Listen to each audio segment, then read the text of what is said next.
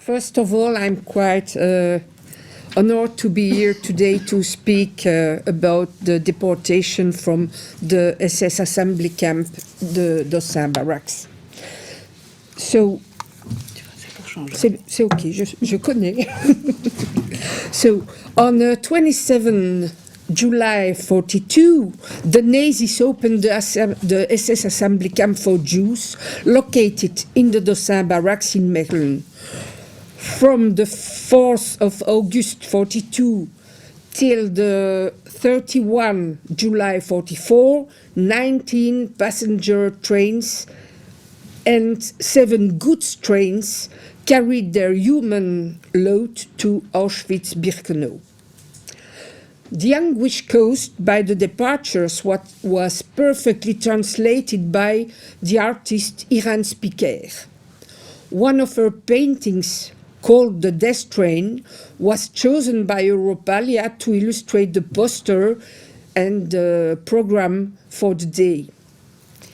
Laurence Schram was arrested in Brussels and sent to the Dossin barracks on the 18th March 43.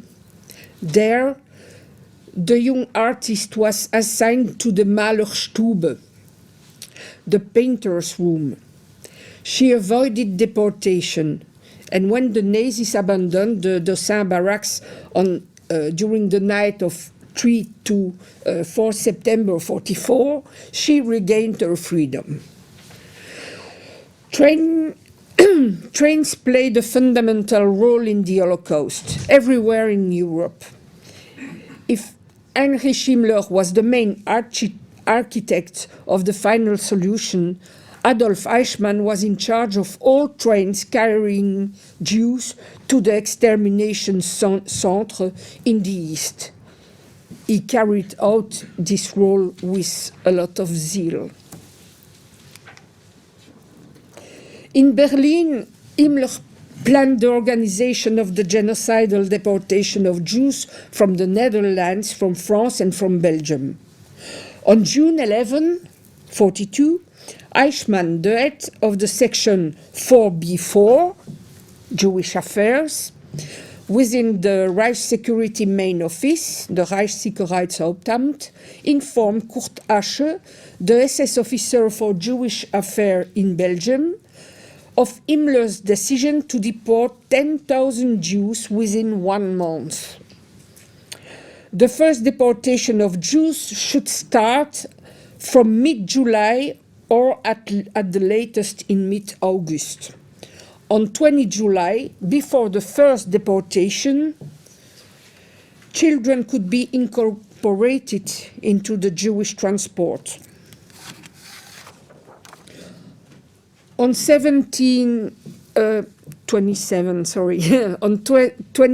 July 42, the SS assembly camp opened its door. 1 month later, the Belgian quota ordered by Berlin was doubled. So from 10,000 we passed to 20,000. On the 15th of July 42, the German military administration put the place Dossin at the disposal of the SIPO-SD to establish the assembly camp, SS Sammellager für Juden in Mechelen. On the 27 July 42, the first detainees entered the camp, which had been especially created for one sole reason: to carry out the final solution to the Jewish question. The sole function of this place consists of gathering Jews, deportees, for genocidal deportation. Mechelen was located halfway between Brussels and Antwerp, where more than 90% of the 70,000 Jews who were living in Belgium were living. The barracks has a courtyard in which several trucks could easily park. The building was large enough to hold more than 2,000 detainees at the same time. and very few guards could easily control the whole place. And last but not least, it was bordered with the first railway, which was built in Belgium between Brussels and Antwerp. The SS-Lager was a preliminary step towards deportation to AuschwitzBirkenau. Only a single phase in the final solution. All detainees had to be deported from this antechamber of death. None were supposed to survive. None were supposed to remain in the Dossin barracks. Out of more than 27,500 internees, barely 1,660 escaped deportation. 25,272 Jewish men, women, and children, as well as 353 Roma, were sent to AuschwitzBirkenau. In addition to those trains, 4 small transports took 218 people to Buchenwald, Ravensbrück, Bergen-Belsen, or to Vittel.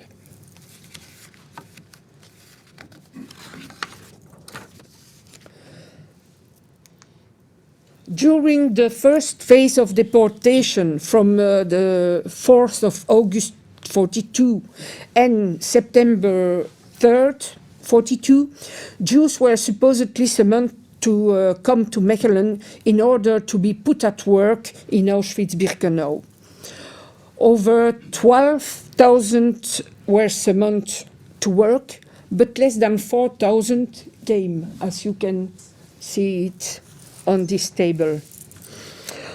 Aware that their strategy has failed, the CPOSD organized massive roundups, especially in Antwerp, as early as August 1542. Each time, between 600 and 1,200 people were captured in these actions. All in all, the raids resulted in more than 4,300 victims. More than 8,500 deportees were arrested at this time by denunciation, manhunting by the men of the CPOSD. Between August and October, within 100 days, nearly 17,000 Jews were deported to Auschwitz-Birkenau. So we see here that the quota of Berlin, which was put on 20,000, was never reached. In this table, we can see that in August, less than 6,000 Jews were arrested, while Berlin demanded 10,000. And when this quota was doubled on 28th of August, denunciation, house arrests, and manhunts became the main way to get the Jews arrested. During this critical period of 42, passenger wagons departed in quick succession. The transport Juden only remained from 3 till 7 days in the camps. After October 42, the Nazis had difficulties to gather the deportees. Between January 43 and July 44, only less than 8,000 Jews embarked on the deportation trains. The transports were less numerous and less crowded. The Jewish population was by then aware of the danger and went into hiding in a real massive scale. The Nazis had also to cope with a growing number of escapes. For example, Meyer Tabakman a resistance fighter of the Linke Koalition, the left-wing Zionist Workers' Party, jumped out of the 19th transport formed by passenger wagons. He described his first escape in the CDG underground organ, Le Flambeau, before being recaptured and taken back to the SS Sammellager. I quote, "I am an escapee. This is not the title of the film of Paul Muni. No, it's a true fact. The train of the 19th transport that is to take him to Poland is on its way. It's traveling at 6 kilometers per hour. The doors are closed and every 5 minutes a spotlight illuminates the road. The deportation is taking place. Nazi deportation means death. He decides to escape. The window of the door is lowered, and with a jump, his body makes contact with the cold ground. Midnight. He lies there until dawn. He feels an excruciating pain in his arm. The escapee has returned home with a broken arm. An isolated case? No. With each departure, dozens of deportees face death in this way. Meyer Tabakman escaped from transport 19, from transport 20, before being deported for the third time by transport 23, and this time, unfortunately, without return.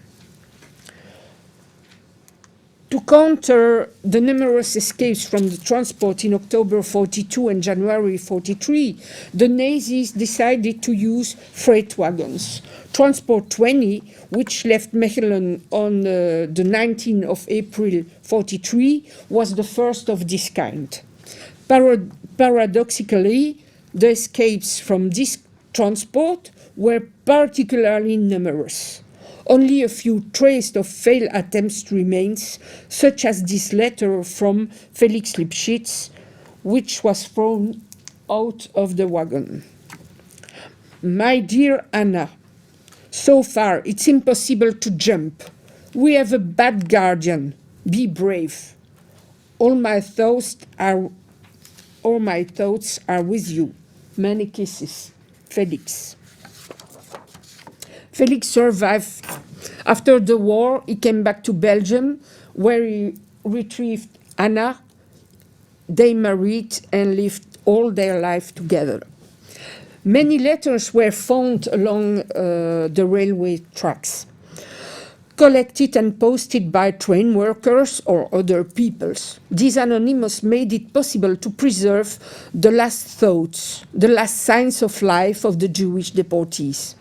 Messages were already being thrown out of the first transport, which left Dossin on the 8th of August 42. One of them was hastily written by Erwin Aber, a 22-year-old man. I quote, "4 August 42. My dearest, I have already thrown a letter out of the train. I have written twice to be sure. We are on our way via Leuven and Tienen, probably to Germany, or maybe even to Poland. Nevertheless, our morale is excellent, and we feel that we are going to survive this ordeal.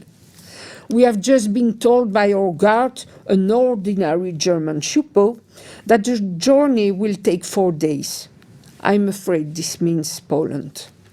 I'm not afraid of what's going to happen to us.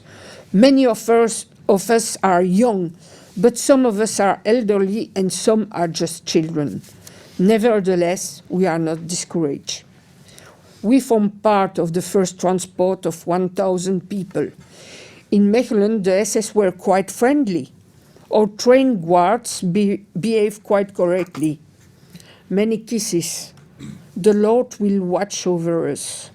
Until we meet again, my dearest, kisses, kisses, and kisses from Erwin, just arrived in Sint-Truiden." Erwin Haber was deported with the first transport and he didn't survive. Oh, that was Erwin Haber and his letter. Then we have another quite interesting letter from Charles Grabiner, who was deported on 20 September 43, providing detailed information on the route taken by the Transport 22. These indications are really valuable given the almost total absence of archives on this subject. I quote, Sunday, 6:30 a.m., the whole night in a cattle truck. It's difficult, but one adapts. Straw, 3 blankets and 3 buckets. Terrible for children. I have thrown out 2 letters. I'm taking note of the stations. Acht, Leuven, and Tienen. Are we going to Poland or to the Netherlands? We have passed Rotselaar and Aarschot. Many people standing on the platforms see us pass by. Langdorp, Testel, Zichem, and Diest. German soldiers, but not Chupos, have been placed on the running boards. The train travels at between 25 and 30 miles per hour. The chance to escape through the small openings at the side of the wagons are virtually impossible, as they are covered with barbed wire. Breaking the wooden floorboards is the only option. Our wagon is an oven. We can do nothing. The commander literally said that he was so sorry that we had to spend the night in the cattle wagons, but he feared an attack from the partisans. During the night, the barbed wire has been checked literally every minute. We passed Zellum. There was gunfire. Half an hour ago, firing was also heard. We went through Linkout. We feel sure that we are bound for the Netherlands, maybe to Westerbork and then to Poland. It will be a miracle if we get back. We have been told to put our blankets and the rest of our chattels in a special wagons. We are passing the factory Mastentop. We have passed Kernt.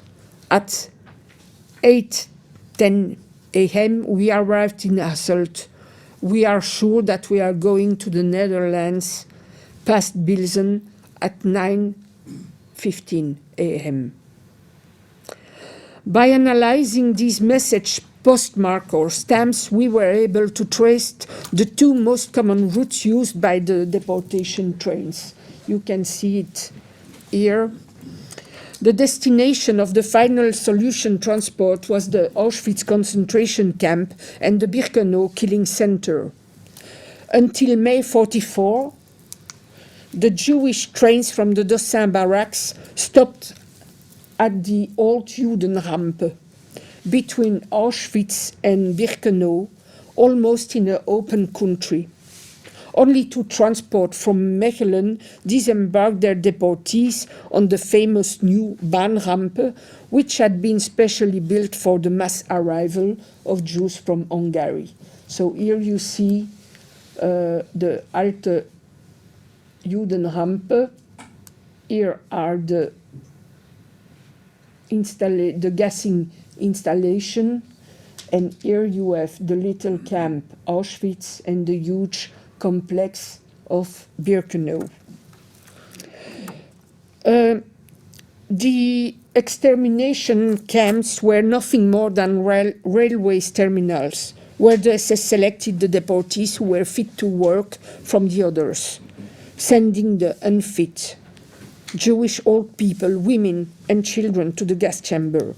From the transport from Dossin, more than 64% of the deportees were immediately sent to the gas chamber of Birkenau without ever entering the camp or without having been tattooed. The Dossin barracks was transformed into an assembly camp for racial deportation. It acted as a sorting station where Jews and Roma were brought for the sole purpose of being deported to the east and exterminated. There they were locked up, identified, separated into categories or fit for transport or not deportable, humiliated and dehumanized. The role played by the trains, the Belgian National Railway Company, the train workers are not yet fully explored. How the transport were organized, which routes they followed, the changing choice of the departure station. Sometimes it was from Mechelen, sometimes it was from the rails near the Dossin barracks, or sometimes it was from the station of Mechelen. How the deportees were brought to the stations. So much things are still unknown, and much research still needs to be done. In conclusion, the train that had allowed so many Jewish refugees to find asylum in Belgium were also the instruments of their extermination, as well as that of the Roma. The train is in turn an object of passion, an invitation to travel, a simple means of mobility, a symbol of progress, a hope of escaping persecution or war, and, in the extreme, a tool of death. Now, in front of the Dossin barracks stands a special monument composed of 6 pieces of rails, rails to remember, rails to commemorate, rails to reflect on this tragic past and on the violence of our tumultuous and brutal present. I thank you for your attention.